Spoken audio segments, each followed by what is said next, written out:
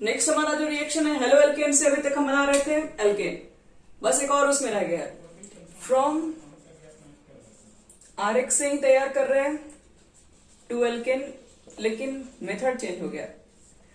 देखो अगर आपके पास मान लीजिए कि हेलो एल्केन है, अगर आपने रिएक्शन पे अगर लिथियम एल्यूमिनियम हाइड्राइड ले लिया या फिर सोडियम बोरोहाइड्राइड लोगे, या फिर अगर अभी भी लेने का अगर मन नहीं है तो मेटल एसिड ले लो, metal plus acid. Metal acid के एग्जांपल में हम बोलना चाहेंगे कि Zn प्लस HCl भी मिल सकता है, Zn प्लस CH3COOH भी मिल सकता है, या जिंक ले सकते हो, और आपको लेना है वाटर के साथ आपको रखना है, क्या वाटर के साथ रखना है, एक्वस अल्कोहल यहां लेना पड़ेगा, और क्या आपको रखना है, और रेड फास्फोरस HI।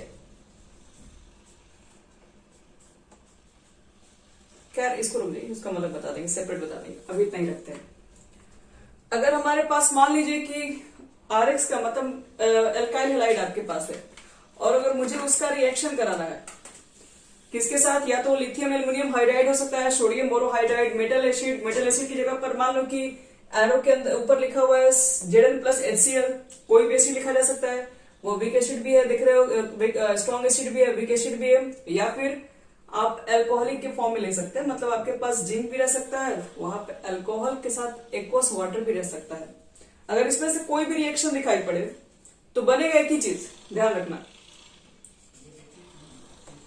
ये सिर्फ X को रिप्लेस कर देंगे हम लोग H से, और कुछ भी नहीं। ये सबसे आसान मेथड होता है, जब कन्वर्जन जब बनाएंगे ना, तो कन्वर्जन में एल्केन का सबसे आसान मेथड यही आपके पास है, ये तुरंत एल्केन के अंदर कन्वर्ट कर देगा। अब थोड़ा बहुत इसके ऊपर बात कर ले रहे कैसे ये हो रहा है रिएक्शन, एक आइडिया आपको दे दे रहे हैं ताकि आप किसी भी तरह के रिएक्शन को बना सके। यार देखो, जैसे मान लो कि मेरे पास एक रिएक्शन है CH3 CH2 Br, और एरो पे आपको लिख के दे दिया गया लिथियम एल्यूमिनियम हाइड्राइड। प्रोडक्ट क्या बनेगा वो लिखना है, तो हमें तो पता है प्रोडक्ट यहां पर बनने वाला एल्केन है, लेकिन एक लाइन बता रहे हैं कैसे होता है ये अपने आप ब्रेक हो जाता है। देखो ये लिथियम प्लस क्योंकि मेटल्स है, और एल्यूमिनियम हाइड्राइड के ऊपर आता है एक माइनस, और एल्यूमिनियम हाइड्राइड फिर से क्या करता है, फिर से ये वापस डिकम्पोज हो जाता है, और ये टूट जाता है एल्यूमिनियम हाइड्राइड में, और H यहाँ पर जो आपके पास H माइनस आयन है वो यहां से बाहर निकल जाएगा। और देखो वास्तव में आखिर चेक किया जाए कि कहां से आखिर ये H बैठ रहा है, तो यहीं से ये H आ रहा है। देखो यहाँ पर जो H माइनस आपके पास हाइड्राइड जो आयन दिखाई पड़ रहा है, यहाँ पर ब्रोमीन आपको बताया था यह इलेक्ट्रोनेगेटिव है, तो इसकी वजह से यहाँ पर नेगेटिव चार्ज होगा और यहाँ पर पॉजिटिव चार्ज होगा। तो अब क्या करेगा, यहाँ पर पॉजिटिव चार्ज है तो यही उसको जाएगा हेल्प करने के लिए इलेक्ट्रॉन पेयर को इसको डोनेट करेगा ताकि इसकी डिफिशियंसी को कम कर सके, जो इसके पास इलेक्ट्रॉन डिफिशियंसी है। प्लस का मतलब क्या हो, इसके इलेक्ट्रॉन इसकी तरफ ज्यादा चले जाएंगे, तो यहाँ पे इलेक्ट्रॉन की कमी आ जाएगी, और इस कमी को पूरा करने के लिए H माइनस जाएगा, और यहीं से आपके पास क्या होता है, ये चीजें बाहर निकल जाएंगी, Br आयन यहाँ से बाहर निकल जाता है, और जो कंपाउंड आपके पास बनेगा वो CH3 होता है, और ये H इसमें ऐड हो जाएगा तो एक और CH3 होता है। तो ये फाइनली हमारा एल्केन में बन जाएगा, एल्केन में कन्वर्जन है इसका। तो ध्यान में रखना है कि अगर आपके पास एल्काइल हैलाइड है, ठीक है, RX का कोई भी ग्रुप है, तो इसमें से X पार्ट को सबसे पहले बाहर निकालना, आसान तरीका बताया, रटने वाला नहीं। X को डायरेक्ट यहां से बाहर निकालो, बाहर निकालने के बाद क्या करना, बस इसी की जगह पे H पुट कर देना, चाहे वो कितने भी कार्बन का हो, कोई फर्क नहीं पड़ता है, जितने इधर कार्बन लगा दीजिए बस। लेकिन अगर रिएक्शन पे ये लिखा हुआ है तो आपको सिर्फ X को रिप्लेस करना और कुछ नहीं। ध्यान रखना ये 1 डिग्री पे भी काम कर सकता है और ये 2 डिग्री पर भी काम कर सकता है, ये रिएक्शन है। अगर ये मान लो कि Br अगर इस तरीके से अगर आपके पास है तो भी रिएक्शन को काम करा सकते हैं हम लोग। यहाँ पर लिथियम एल्यूमिनियम हाइड्राइड लेंगे तब भी इस Br को रिप्लेस करके H से साथ बैठा सकते हैं। बट ध्यान रहे कि जो लिथियम एल्यूमिनियम हाइड्राइड है वो 3 डिग्री पर काम नहीं करता है। 3 डिग्री वाले आपके पास जो हेलो एल्केन्स होंगे उसके अंदर ये लिथियम एल्यूमिनियम हाइड्राइड नहीं काम नहीं करता है। यानी कि जो लिथियम एल्यूमिनियम हाइड्राइड है उसका अगर आप यूज कर रहे हैं तो 1 डिग्री के केस में वो हेलो एल्केन्सी बनाता है, मतलब हेलो एल्केन बना देगा, एल्केन में कन्वर्ट कर देगा। अगर 2 डिग्री के अगर आपके पास हेलो एल्केन्स है तो उसको कन्वर्ट कर देगा एल्केन के अंदर। बट 3 डिग्री के कंडीशन में याद रखिएगा लागू नहीं होता है। 3 डिग्री के कंडीशन में ये एल्केन्स नहीं बना पाता, ये एल्कीन में कन्वर्ट हो जाता है। तो इस चीज को याद रखना, ये एक्सेप्शनल केसेस यहाँ पर है, हर जगह काम करेगा लेकिन 3 डिग्री केसेस में काम नहीं करेगा। इसको नोट करो जल्दी से।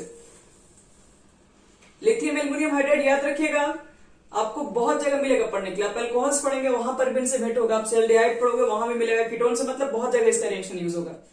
रिएक्शन में क्या होता है, एक ये रिड्यूसिंग एजेंट की तरह काम करता है क्योंकि यहाँ पर H+ को अपने से बाहर निकालता है।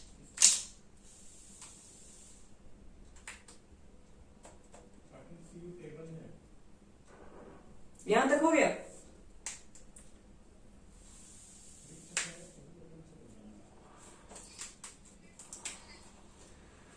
एक बार में यहाँ पर लिख दे रहे हैं, सब लिख लीजिएगा। लिथियम एल्युमिनियम, पहले आप तो नोट कीजिए, हम लिखवा भी दे रहे इसके बारे में 2 लाइन।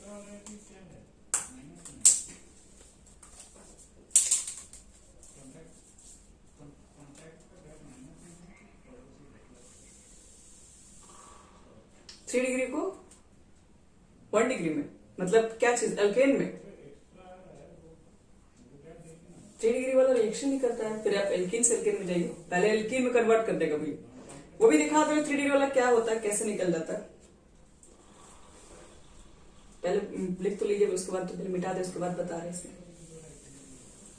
देखो बच्चे लोग, मेन रिएक्शन में आगे बढ़ा रहे हैं, बस आपको ये बताना चाह रहे हैं ताकि आप जब भी रिएक्शन लिथियम एल्युमिनियम हाइड्राइड मिले तो आप भी समझ लीजिए कि वहां से होता क्या है, कैसे बाहर निकलता है H- और वही रिएक्ट करता है, H- निकलता है, इसलिए वो वहीं पे जाके ऐड होगा जहां पर इलेक्ट्रॉन डिफिशियंसी का नेचर होगा, मतलब जहां पर कार्बन पे पॉजिटिव चार्ज आ जाएगा। पहले इसके बारे में 2 लाइन लिख लेते हैं। Lithium aluminium hydride can be used to reduce 1 degree and 2 degree RX to RH। बस ये इतने जगह से काम करता है, बट लिख देना, but 3 degree RX, it gives alkene as a major product.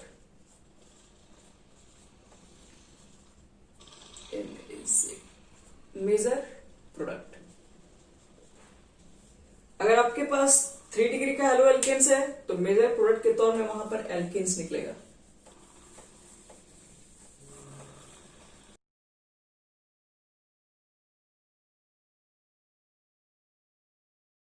Same एक और इसी का भाई होता है जिसका नाम है सोडियम बोरोहाइड्राइड, इसी की तरह काम करता है, बट इसके अंदर भी कुछ प्रॉब्लम है। देखो, अगर सोडियम बोरोहाइड्राइड अगर आपके पास है तो ये इस फॉर्म में टूटता है, Na+ BH4-, और ये BH4 फिर डिकम्पोज हो जाता है BH3 में और H- में। तो फाइनली देखिए यहां से भी वही चीजें मिल रही है, तो BH- क्या करेगा, फिर से यहां से इसको रिप्लेस कर देगा और उसको जाके प्रोवाइड कर देगा। तो देखो कुछ इस तरीके से बन जाएगा, RX रहेगा। अगर आपने एरो पे ले लिया सोडियम बोरोहाइड्राइड तो एक तरीके से कहा जाए तो इसको रिडक्शन का काम इसको रिड्यूस करा सकता है, रिड्यूस कराए किसके अंदर, ये एल्केन्स के अंदर इसको रिड्यूस करा सकता है, मतलब यहां से X को ये बाहर निकाल सकता है। तो जब भी हम लोग लिथियम एल्युमिनियम हाइड्राइड यूज करेंगे, सोडियम बोरोहाइड्राइड यूज करेंगे, तो सिर्फ एल्केन के केस में एल्केन को कन्वर्ट करवाने के लिए, आगे भी यूजेस होगा, हम बताएंगे कैसे यूज करते हैं। लेकिन एक चीज में और भी याद रखना, जितने कार्बन से उतने ही कार्बन के अल्कोहल बनेंगे, ऐसा नहीं हो सकता है अल्कोहल कह रहे हैं एल्केन बनेंगे। अगर इसके अंदर 3 कार्बन रखोगे 3 कार्बन के बनेंगे, 1 डिग्री पे भी काम करेंगे, 2 डिग्री पर भी काम करेंगे। ये 3 डिग्री पर काम नहीं करता है, लेकिन सोडियम बोरोहाइड्राइड ये तीनों पे चलता है, ये 1 डिग्री पे भी काम करता है, 2 डिग्री पर भी काम करता है, 3 डिग्री पर भी काम करता है। अगर आपके पास 3 डिग्री तक के हेलो एल्केन्स अगर हैं तो ये इसको एल्केन में कन्वर्ट करा सकता है, लेकिन 3 डिग्री वाले केस में लिथियम एल्युमिनियम हाइड्राइड ज्यादा स्टेबल माना जाता है एल्केन के अंदर, इसलिए मेजर प्रोडक्ट वो एल्केन के फॉर्म में लेता है। दोनों रिएक्शन ध्यान में रखना इसमें, लिथियम एल्युमिनियम हाइड्राइड। अब चलो कुछ हम रिएक्शन में आपको दिखा दे रहे हैं।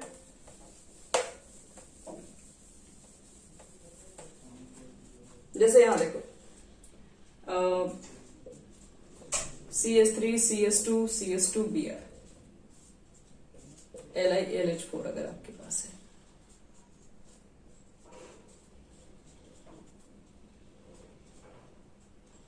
यहीं पर Br लिख लो।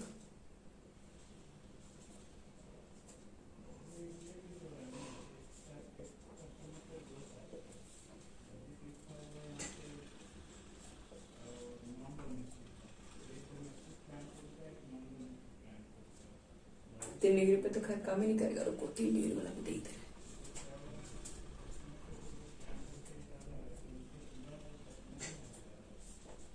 लिथियम एल्यूमिनियम हाइड्राइड भी दे रहे हैं और सोडियम बोरोहाइड्राइड भी दे रहे हैं।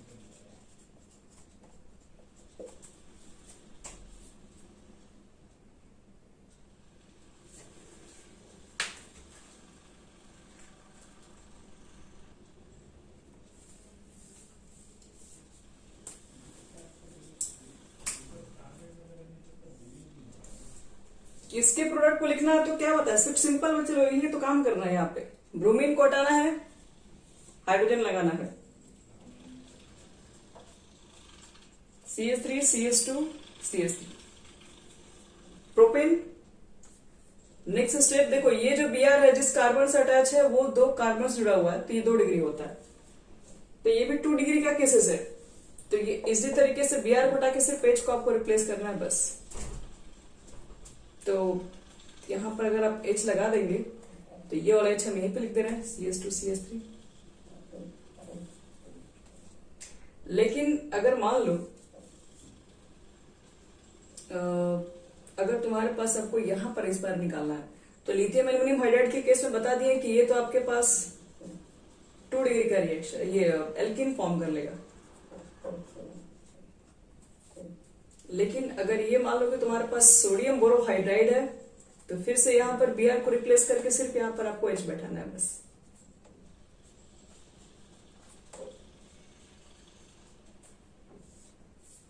तो कुछ प्रोडक्ट आपको ये बनेगा इस तरीके से।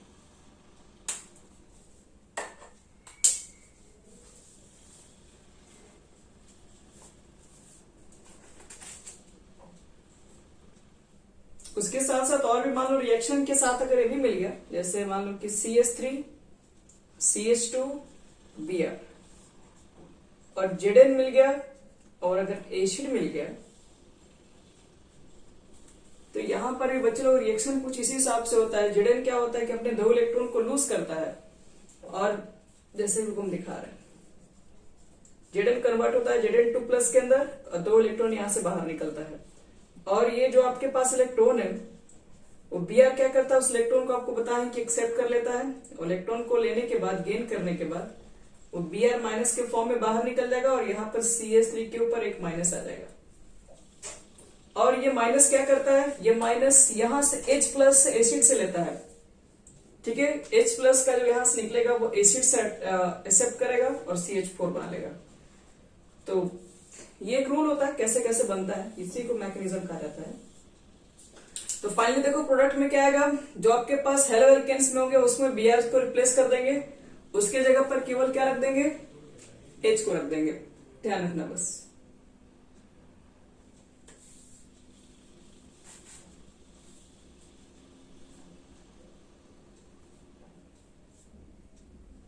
तो मेटल एसिड भी मिलेगा तब भी रिएक्शन में उसी तरीके से सेम मिलेगा, एल्केन से हमारे पास बनेगा CH4 नहीं, यहाँ पे अगर CH3Br होना चाहिए। चलो उसको मिटा रहे हैं। तो ये हमारा पूरा कंप्लीट हो गया, कैसे हम लोग एल्काइल हैलाइड से कैसे एल्केन के अंदर कन्वर्ट कर पाते हैं कोई चीजों को। इसमें बहुत सारे रिएक्शंस आपके पास है। अब एसिड्स के ऊपर थोड़ा सा बात कर लगे, कार्बोक्सिलिक एसिड से, इसमें सारे इंपॉर्टेंट रिएक्शन है from carboxylic acid. Carboxylic acid के अंदर अगर देखोगे तो सबसे पहले आपका फॉर्मूला बता दे रहे हैं, ये कार्बोक्सिलिक एसिड है और तरीका क्या क्या इसके अंदर कन्वर्ट करने का।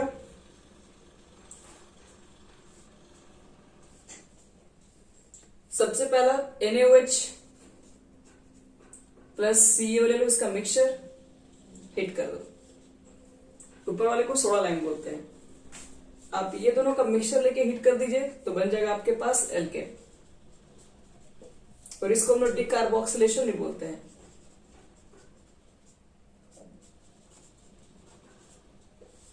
क्योंकि ऐसे में CO2 गैस को बाहर निकलते हैं। ये जो CO2 गैस है ना यही बाहर निकलता है और ये RH कंबाइन हो जाता है। एक आसान तरीका याद रखने का, अगर आपने KOH के साथ रिएक्शन करा दिया तो वो बन जाता है KOH साथ इलेक्ट्रोलाइसिस का रिएक्शन करा दिया, मतलब इलेक्ट्रिसिटी के साथ।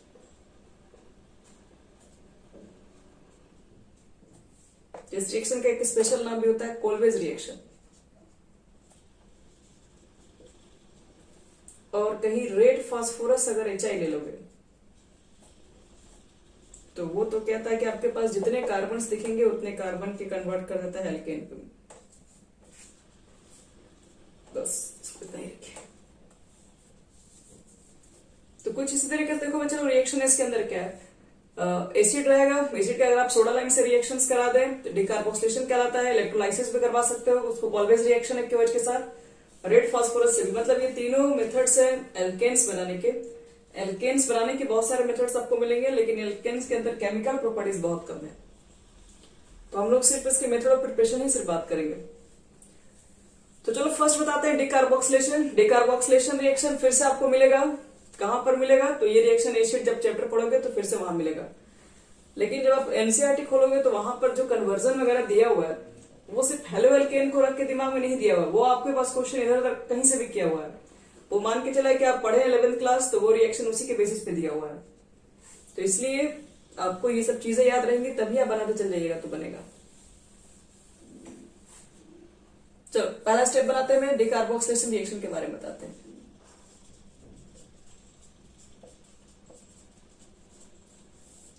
देखो डिकार्बोक्सिलेशन में होता क्या है, ये आप सोडियम एस्टेट भी ले सकते हैं, H की जगह पर आप Na भी लिख के बना सकते हैं। और रिएक्शन कराना मुझे NaOH प्लस CaO मिक्सचर के साथ रिएक्शन होता है, और फाइनली बनता क्या है, RH प्लस CO2 गैस यहां से फॉर्म हो जाता है। देखो मेन रिएक्शन के अंदर कैसे कैसे लीड करते हैं हम लोग। ये एसिड है आपके पास है, एसिड अगर आपके पास है तो RCOOH और आपने रख दिया है NaOH जो कि एक बेस है, तो एसिड और बेस का तो रिएक्शन होगा ही होगा। एसिड क्या करेगा, अपना H प्लस को डोनेट करेगा, बेस अपना OH माइनस को डोनेट करेगा, जिसकी वजह से वाटर तो फॉर्म होगा ही होगा। और यहाँ पर एसिटेट आयन भी बनेगा H प्लस निकलने की वजह से। और यहाँ पर क्या होगा, OH निकाल दोगे तो यहाँ पर क्या बचेगा, सोडियम के ऊपर एक प्लस भी होगा, कुछ इस तरीके से। अब देखो अब यहाँ पर मेन रोल किसका होता है, मेन इसी का काम होता है। ऑक्सीजन के ऊपर नेगेटिव चार्ज। नेगेटिव चार्ज का मतलब होता है यहाँ पर 2 इलेक्ट्रॉन पेयर इसके पास है, एक क्या क्या होगा, दूसरे का लिया होगा, एक खुद का इसका होगा। तो अब देखो तो ध्यान से, ये क्या कर देगा कि अपना लोन पेयर को यहाँ पुट कर देता है, क्योंकि एक बॉन्ड ही चाहिए। एक बॉन्ड बनाने के लिए क्या करना है मुझे, एक बॉन्ड बनाने के लिए मुझे 2 इलेक्ट्रॉन ही चाहिए। 2 इलेक्ट्रॉन ये पूरा पूरा दे ही रहा है, तो 2 इलेक्ट्रॉन जब भी पूरा दे देगा तो बॉन्ड बन ही जाएगा। तो फिर तो उसी को बॉन्ड यहाँ से तोड़ना पड़ेगा, क्योंकि जैसे ये बॉन्ड यहाँ पे रख दिया जाएगा, 2 इलेक्ट्रॉन को यहाँ रख देंगे तो कार्बन 4 ही बॉन्ड बना पाएगा, 2 और 2 4 यहाँ से हो जाएगा, तो ये बॉन्ड ऑटोमेटिक ब्रेक हो जाएगा। तो आपसे पूछेंगे कि यहाँ पर 2 इलेक्ट्रॉन जो था, क्या कार्बन ने कोई इलेक्ट्रॉन अपना लेकर जाएगा वहां से, तो देखिए जरूरत ही नहीं है। क्यों जरूरत नहीं है, क्योंकि जैसे यहाँ पर आ गया तो देखो कार्बन का तो ऐसे चार्ज पूरा हो गया, तभी 2 इलेक्ट्रॉन तो इसी के ऊपर आ गया फिर। तो CO2 तो खैर बाहर निकल गया यहां से, और आपके पास R के ऊपर हो गया नेगेटिव चार्ज, क्योंकि 2 इलेक्ट्रॉन इसके ऊपर आ गया। अब ये नेगेटिव चार्ज क्या करेगा, देखिए बता रहे हैं, ये नेगेटिव चार्ज आएगा वाटर के पास। क्योंकि वाटर कहां से हो गया, तो NaOH आप जो लेंगे स्ट्रॉन्ग बेस लेंगे, वो तो वाटर के साथ होगा ही होगा। तो वो वाटर से क्या करता है, वाटर में क्या होता है, यहाँ पर H प्लस होता है और OH माइनस होता है। तो देखो वाटर क्या करेगा कि यहाँ का जो H है, H प्लस है, इसके पास इलेक्ट्रॉन डिफिशियंसी है, इससे इलेक्ट्रॉन खींच रहा है, इसलिए क्या करेगा, ये अपने बॉन्ड को छोड़ के, मतलब ये बिना कुछ लिए इसके साथ जाकर अटैच हो, क्योंकि बॉन्ड बनाना तो इसके पास 2 इलेक्ट्रॉन है। अगर हाइड्रोजन बिना कुछ लिए भी जाएगा तो वहां बॉन्ड बना सकता है, क्योंकि इसके पास 2 इलेक्ट्रॉन है, 2 इलेक्ट्रॉन से एक बॉन्ड तो प्रिपेयर कर ही सकता है ये। तो इसलिए RH एक बॉन्ड बन जाता है, और यहां से आपके पास क्या होगा, तो ये निकल गया, तो इसके ऊपर एक नेगेटिव चार्ज रहेगा। तो देखो हमको जो बनाना था वो बन चुका हमारे पास है।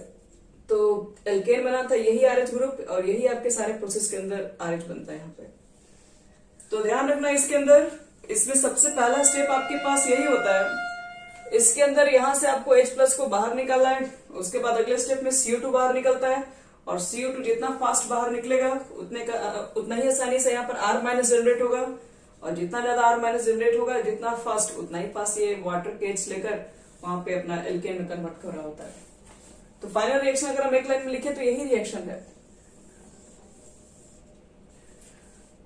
इस पे देखो क्वेश्चंस कैसे कैसे होते हैं वो दिखा रहा है। जैसे मान लो कि CH3COOH मिल गया और NaOH मिल गया, साथ में आपके पास कैल्शियम ऑक्साइड मिल गया। प्रोडक्ट लिखना है तो देखो इसमें सीधे CO2 को यहां से बाहर निकालो, सबसे आसान तरीका बता रहे हैं। CO2 बाहर निकल गया तो आपके पास बचेगा CH4, बन गया रिएक्शन ये। ऐसे ही कहा जाता है कि जो CO2 है वो कैल्शियम ऑक्साइड के साथ भी कंबाइन हो जाता है, क्योंकि CO2 गैस जैसे बाहर निकलता है और आपके पास कैल्शियम ऑक्साइड भी तो वहां पे होता है प्रेजेंट, तो कैल्शियम ऑक्साइड के साथ कंबाइन होकर वो CaCO3 भी बना लेता है। तो कहीं कहीं आप देखेंगे बुक में CaCO3 भी रहता है।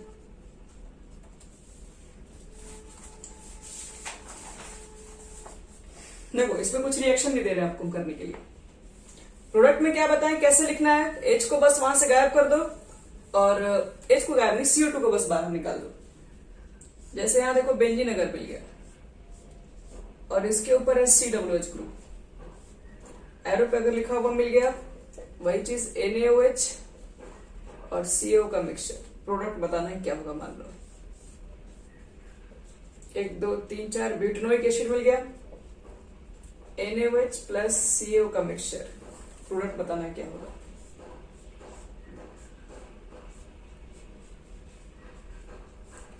प्रोडक्ट बताना है यहां पर क्या होगा। एक और क्वेश्चन लास्ट,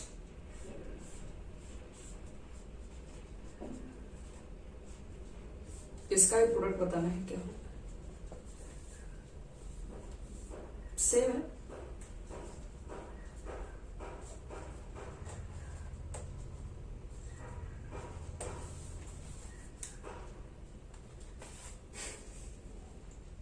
देखो क्या लिखेंगे इससे पहला प्रोडक्ट, रूल याद रखिए बस, डिकार्बोक्सिलेशन रिएक्शन हो रहा है।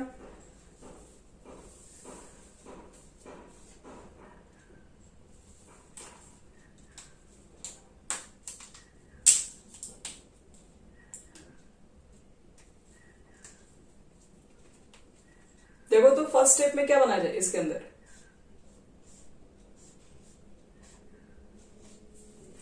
करना कुछ नहीं, बस CO2 गैस को बाहर निकाल देना है और कुछ आपको ज्यादा दिमाग लगाना है। यहाँ पे CO2 गैस को बाहर निकालोगे तो सीधे बन जाएगा बेंजीन, क्योंकि ये H कहां जाएगा, यहाँ पर C6H5 है क्योंकि इसके साथ ये ग्रुप अटैच है। ये CO2 ग्रुप चला जाएगा तो ये इसी के अंदर H आ जाएगा, तो C6H5 तो बन ही गया। यहां पर देखो मेन प्रोडक्ट के फॉर्म में बाहर क्या निकलेगा, CO2 यहां से ही बाहर निकल गई, तो यहां से CO2 निकलेगा बच्चे लोग, तो ये कार्बन तो पूरा हट गया, मतलब 1 2 3। अब आपके पास सिर्फ 3 कार्बन के ही एल्केन होंगे। सेम देखो यहां से CO2 ग्रुप को बाहर निकाल दो तो ये पूरा पूरा साइक्लोहेक्सेन में कन्वर्ट हो जाएगा। और इस तरह का जो रिएक्शन दिख रहा है इसमें भी CO2 ग्रुप निकाल दो बाहर तो ये वाला पूरा चैन हट जाएगा, बस यहां तक आ जाएगा, कुछ इस तरीके से।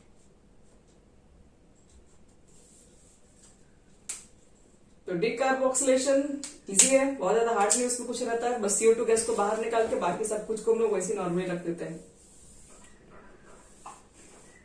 सबने नोट कर लिया यहां तक।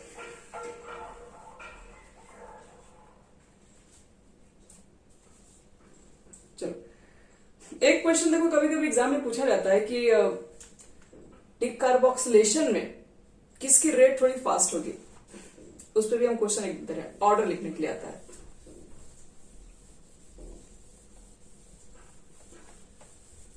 तो देखो ऑर्डर ऑफ डिकार्बोक्सिलेशन के अंदर यही होता है कि CO2 गैस आपको क्या करना है, बाहर निकलना है, और CO2 गैस बाहर निकलने के बाद क्या होता है कि R के साथ आपके पास H लेता है, R इलेक्ट्रॉन्स लेता है वाटर से। तो अगर मान लो कि क्वेश्चन अगर पूछा जाए इस तरीके से, पहले इस क्वेश्चन को लिखो, राइट द करेक्ट ऑर्डर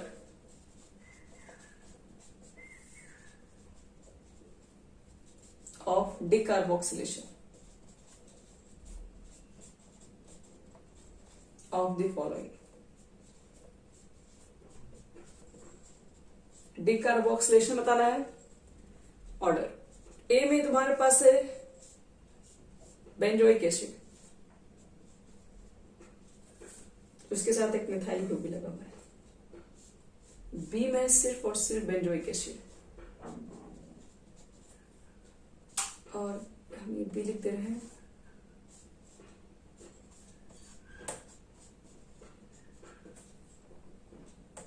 और यहां पर एक NO2 ग्रुप भी लगा दे रहे हैं। और आपसे क्वेश्चन में पूछा जा सकता है कि बताइए कि किस कंडीशन में डिकार्बोक्सिलेशन की रेट फास्ट होगी।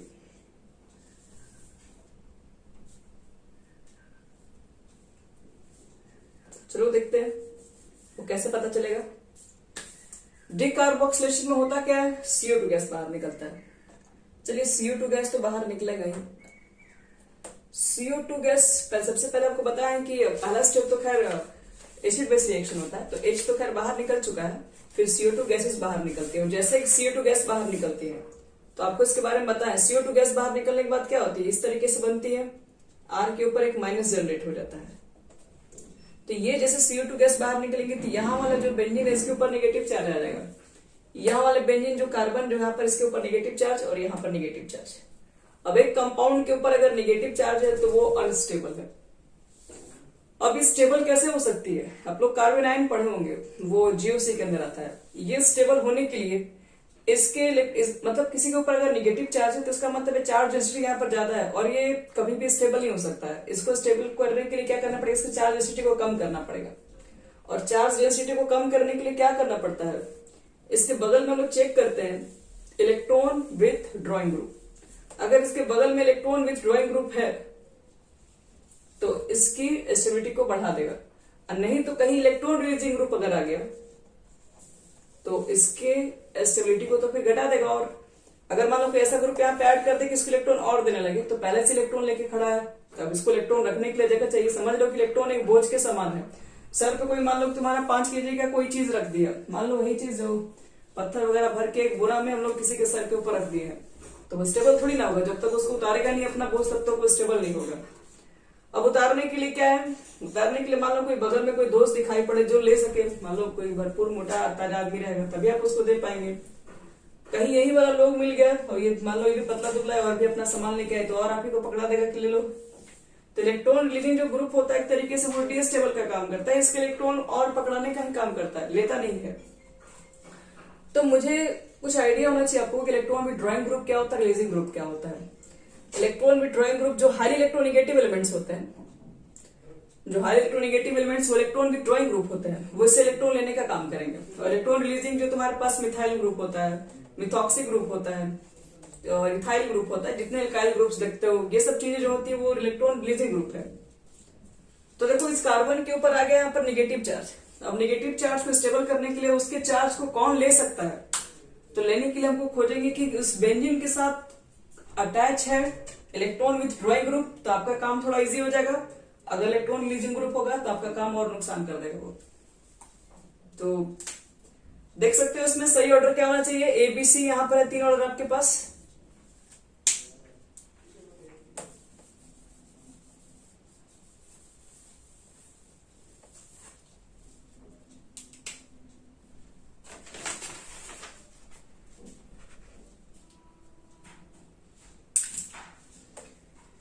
यहां पर नेगेटिव चार्ज आ चुका है, इस पर भी इस पर भी। CH3 कैसा ग्रुप है, क्योंकि यही दोनों में तो असली बात है, इस पर तो कुछ है ही नहीं। ये बताओ क्या होता है इलेक्ट्रॉन, हाँ इलेक्ट्रॉन विथ ड्रॉइंग ग्रुप होता है और CH3 इलेक्ट्रॉन रिलीजिंग ग्रुप है। तो नेगेटिव चार्ज आने की वजह से वो अनस्टेबल है, तो वो अपने आप को पहले स्टेबल करना चाहेगा, तभी जाके इसके अंदर H को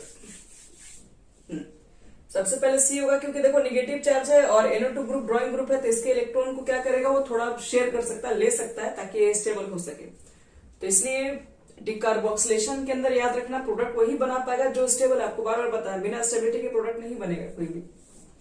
तो सबसे पहले C वाला आपके पास स्टेबल है, C प्रोडक्ट बनाने पहले आएगा।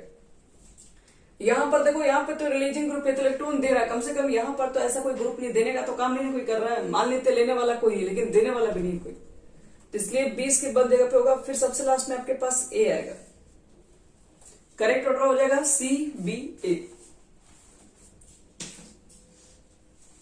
चलो इसमें ये चीजें हम लोग बना लिए हैं। अब एक क्वेश्चन और भी दे सकते हैं ऑर्डर के ऊपर अगर बात करें तो।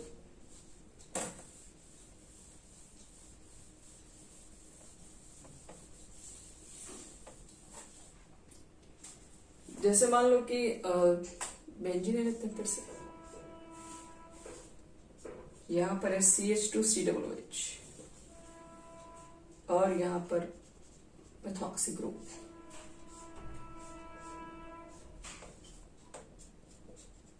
CH2COOH, CH3 ग्रुप,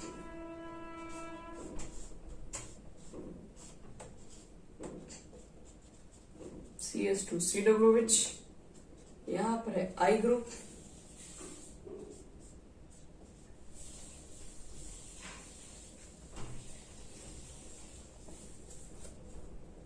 देखो इसमें क्या सही ऑर्डर होना चाहिए,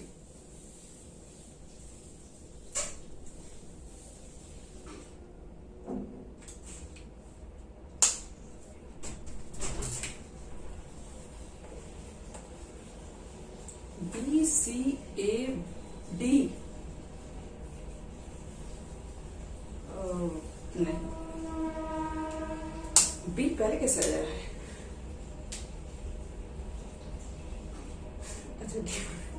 अच्छा डी फिर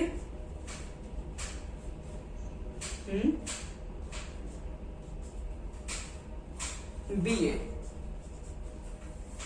ये ठीक है, ये भी रिलीजिंग ग्रुप ही है और रिलीजिंग ग्रुप में ये CS3 से भी आगे है।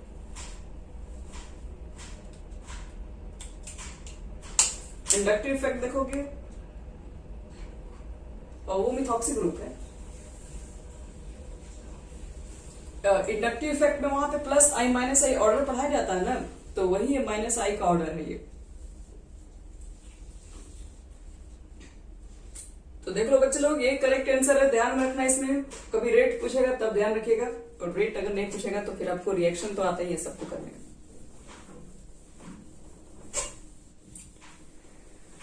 चलो एक और मेरे पास लास्ट रिएक्शन था कॉलवेज का, उसको भी करवा दे रहे हैं। इतना टाइम हो गया,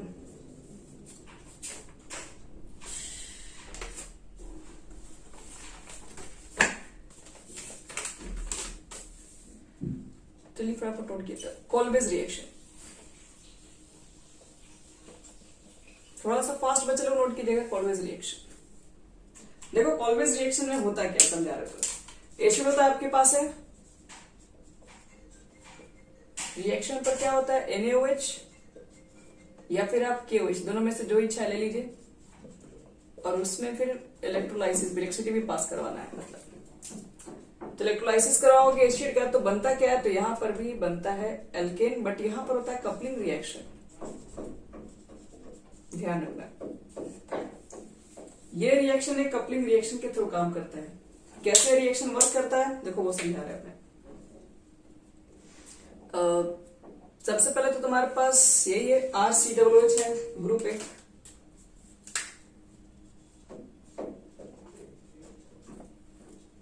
और इसके अंदर होता क्या है, तो KOH का फिर से रिएक्शन है, तो KOH भी एक बेस है और ये भी एक एसिड है, काम तो फिर से वही होने वाला है।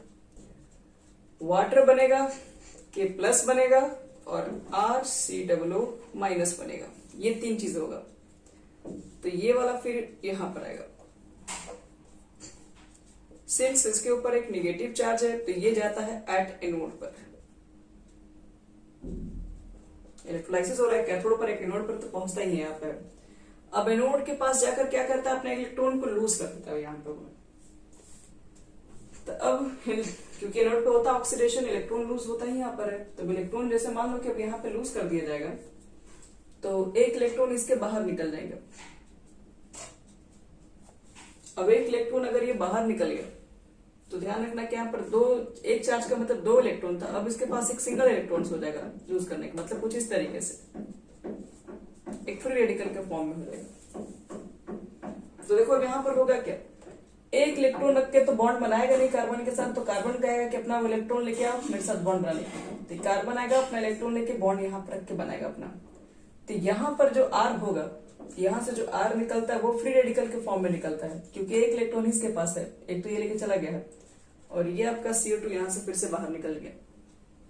अब ये फ्री रेडिकल्स क्या होगा, ये फ्री रेडिकल्स अपने ही किसी फ्री रेडिकल से फिर से कंबाइन होगा, और फिर से ये R और R यानी कि सिमेट्रिकल एल्केन को फॉर्म करना होता है। इसलिए याद रखना कि अभी आप जो रिएक्शन देखे हैं कहोगे कि दोनों में रिएक्शन में डिफरेंट ही क्या, दोनों ही एसिड था, बेसिस वहां पर भी था, NaOH था और CO के प्रेजेंस पे रिएक्शन करा रहे थे। यहाँ पर इलेक्ट्रोलाइसिस करवा रहे हैं, मतलब यहाँ पर इलेक्ट्रिसिटी दे रहे हैं। तो बस रिएक्शन में वहां पर बस डिफरेंस था कि वहां पे जो रिएक्शन होगा वो डिकार्बोक्सिलेशन है। वहां पर आप जितने कार्बन लेंगे उससे कम कार्बन के बनते हैं एल्केन, क्योंकि एक तो CO2 में बाहर निकल जाता है बच्चे लोग, लेकिन यहाँ पर आप जितने कार्बन लेंगे आपके उतने ही कार्बन के बनेंगे एल्केन। 2 कार्बन है, 2 कार्बन के ही बनेंगे। तो खैर इसको छोड़िए, 2-3 से मतलब नहीं है। यहाँ CO2 बाहर निकल देना है। याद रखना यहाँ फ्री रेडिकल जनरेट होता है और ये फ्री रेडिकल्स खुद के फ्री रेडिकल से कंबाइन होके कन्वर्ट होता है एल्केन्स के अंदर। रूल याद रखना तो भूलोगे नहीं तो ऐसे तो रिएक्शन रटवाया जाएगा तो बहुत सारे जैसे रिएक्शन दिखाई पड़ेगा, भूल जाइएगा। तो फ्री रेडिकल्स के फॉर्म में याद रखना ये फॉर्म होता है, इसलिए तुम्हारा कपलिंग रिएक्शन शो करता है और खास करके इसका यूज हम लोग सिमेट्रिकल एल्केन बनाने के लिए ही यूज करते हैं, ये भी ध्यान रखना इसमें। अब एक चीज और देखो इसमें, इसका मतलब ये नहीं कि इससे आप सिर्फ एल्केन बना सकते हैं, आप इससे एल्कीन भी बना सकते हैं। Alkenes and alkynes, alkenes and alkynes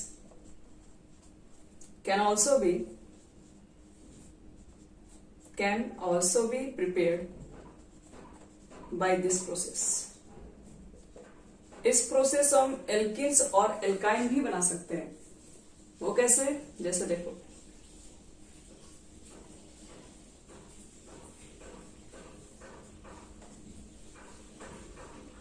मान लो मेरे पास विशनल डाइकार्बोक्सिलिक एसिड है और यहां पर आपने NaOH लिया, इलेक्ट्रोलाइसिस करवा दिया। तो देखो होगा क्या, जैसे बताया तो ऐसे होगा। CO2 बाहर, पहले तो ऐसे निकल जाता है वाटर के साथ, CO2 बाहर निकलेगा तो बता दे कि सिर्फ एक इलेक्ट्रॉन लेके निकलेगा, एक इलेक्ट्रॉन इसका यहीं पे छोड़ देगा। यहां से बाहर निकलेगा तो एक इलेक्ट्रॉन यहीं पे छोड़ देगा। अब ये एक इलेक्ट्रॉन मिलकर आपस में डबल बॉन्ड तो बना ही लेगा सर।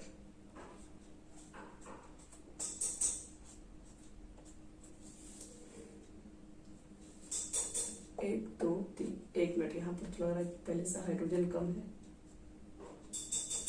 ये हाइड्रोजन का बॉन्ड यहाँ पर दिया जा रहा है।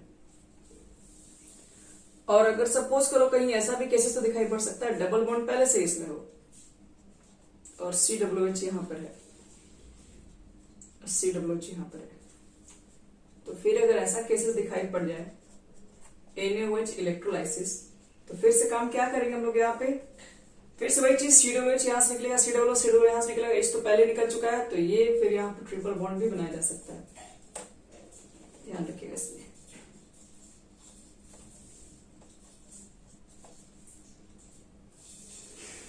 ये है कोलबेस कपलिंग रिएक्शन के लिए फेमस है। इससे सिर्फ एल्केन ही बना सकते हैं, एल्कीन ही बना सकते हैं, एल्काइन बना सकते हैं, तीनों चीजें से हम प्रिपेयर कर सकते हैं। इसमें और भी रिएक्शंस हैं, लेकिन उसको आगे हम करेंगे नेक्स्ट क्लास में। कुछ और भी इंपॉर्टेंट रिएक्शन इसके अंदर मिलेंगे आपको।